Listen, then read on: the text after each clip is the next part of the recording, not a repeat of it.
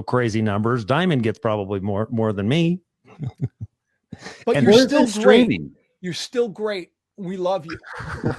Yeah, where's this streaming, man? I like Where how are we you at? guys were talking about the opposite of fear is love, right? Mhm. And fear, false. You can't really do stuff when you're in this agitated state and getting right with yourself. And this is why I knew that sending everyone home to time out Yeah. and on March 13th, I think, Mhm. I don't remember when, but sending everyone home, nobody's dealt with the inner turmoil. This, like you were talking about, Diamond, about going on a psychedelic, but you've been doing criminal stuff in the past. That's going to catch up to you.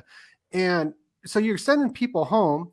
You're allowed to go buy alcohol, but you can't go to the gym. Church or the church or And whatever. they do that for a reason, because so many people, need that, or there would be more deaths, Mhm. But and it's just that it takes so much work to be okay with yourself in these situations. And since you guys are talking about the biblical stuff, the Tower of Babel, right? That ended through communication. No one could understand each other. And if there is this sun thing or whatever grid go down, that means we won't be able to communicate like we do in this World Wide Web. And I have a question for Diamond. I saw this interesting article about a lunar wobble where the moon wobbles. And I don't know what that is. And I wonder if you know. We wobble too. We do? Yeah, the earth wobbles too. Yeah. Yeah, the earth There's a whole wobble. Yeah. There's an 18.6-year lunar cycle that was very important to the southwestern natives, the Pueblos and the Anasazi, all the way back. There's a monument near us at Chimney Rock, which is dedicated to that lunar standstill. And it's a very specific type of cycle that you could only understand if you watch the sun every single day for hundreds of years. And the natives, it was very important to them. So I think it has a lot to do with controlling the climate in this particular region. So it might be very tuned in to this area, because it's not a very easy area to live and grow food out here. So Moon's a spaceship, bro. It's made out of titanium alloy. You know, that's where the Ark is. I mean, think about it. You've got, and I'll bet you that it was brought here to block some type of catastrophe.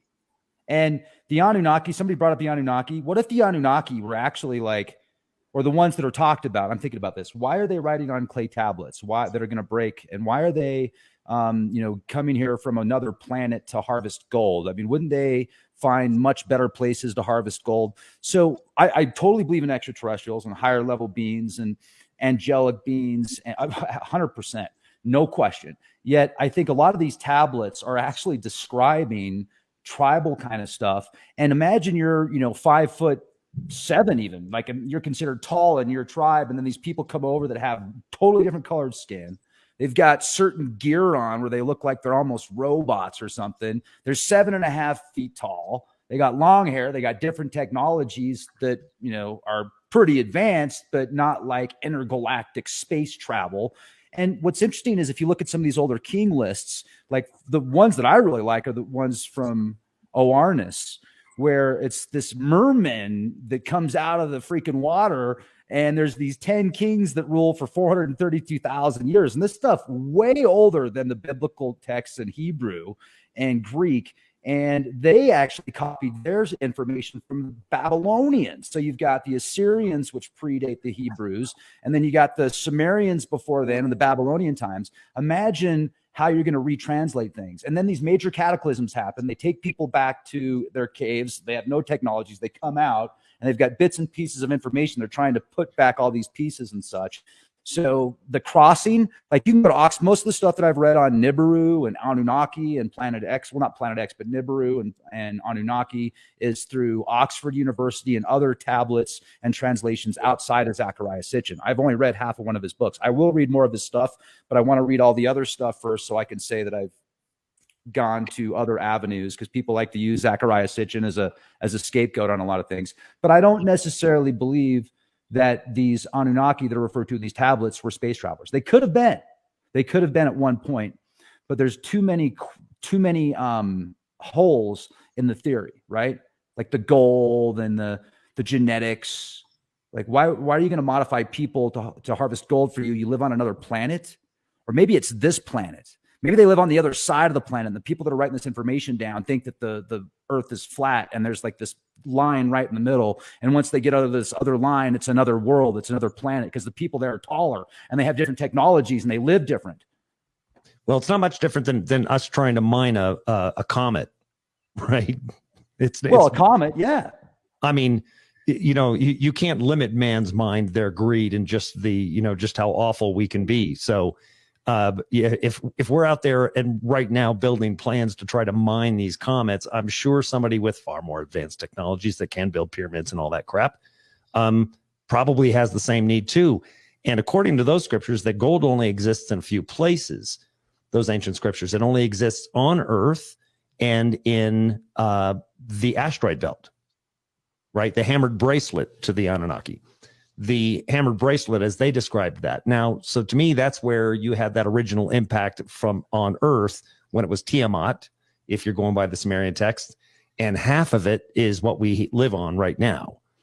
Or that's the supposed model. And that's why their continents are broken up. It was much bigger at one point in time, and the impact changed the location of it. That's my theory. The impact changed the location from where it was in the hammered bracelet to where it is now. I respect that. That's why we can actually live on this planet at this distance from the sun. But again, let's say that something happens and we move again. It's not going to be so good, right? The solar flare that you're speaking of, that Carrington level event, yes, it's going to fry everything, electronics and all that. But is there anything with that where the core of this Earth and then how it reacts, not quite sure, whether it's just pole shifting or how it's functioning or whatever the toroidal aspect of this planet is, does it push us into a different place? And is that a possibility? So that's one of the things. But we've been talking all day about the mass extinction event and which one is it? Is it the Anunnaki? Is it, so just if you could pick one, you've basically made it clear. You think that that's kind of the end game, right? The sun. With a massive Carrington level event. Well, yeah. As far as the near term, we're talking 3 years. We don't have much time. Where a large solar flare is potentially going to be Earth facing. We're in solar cycle 25. It's going to peak in 2025, and so from now to 2025, in my opinion, there's going to be a large enough event Earth facing that things will start to happen. It'll probably be a regional outage. Let's say if it hits Europe. All of Europe's down for a year or more. We're going to witness this shit hit the fan because of technology, and we're going to watch it unfold. So, and it's just going to be global unrest and people trying to get in there and steal shit, and it's just going to unravel from there. Now, as far as the big event, I think that's a few decades from now. If the magnetosphere weakens enough, the energy that comes in through the poles is going to heat the core. And just like the sinking of Atlantis, I think that all mountain building events, and there's huge tectonic events where plates move up and plates drop down and mountains are built, volcanoes go off, all because of this increased energy coming from space. And at the same time, we have to go underground and can't go out during the day because of the radiation. And so we have to change our lifestyle. And that's where the whole caveman came out. And then, it takes a couple generations to